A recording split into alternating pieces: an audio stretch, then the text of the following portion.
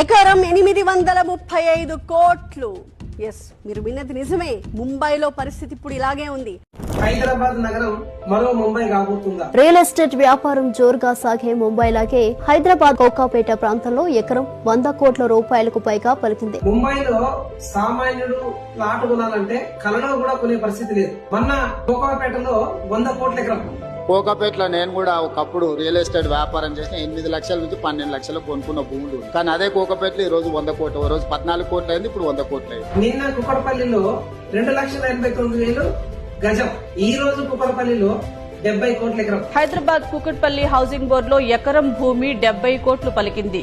రేపు మీరున్న ఇంటి దగ్గర 50 కోట్ల ఎకరం. నెక్స్ట్ డే ఈ ఏరియా పనికి రాదు, డెవలప్ కాదు, ఇక్కడ ప్లాట్ కొనాల్సిన అవసరం లేదన్న దగ్గర 30 కోట్ల ఎకరం. కూకట్పల్లి ఎక్కడ? కూకట్పల్లి, అమీర్పేట్, ఈఎస్ఐ, ఎర్రగడ్డ మధ్యలో అడవి. ఎక్కడో కూకట్పల్లి. అసలు కూకట్పల్లి మనుషులు ఉంటారా?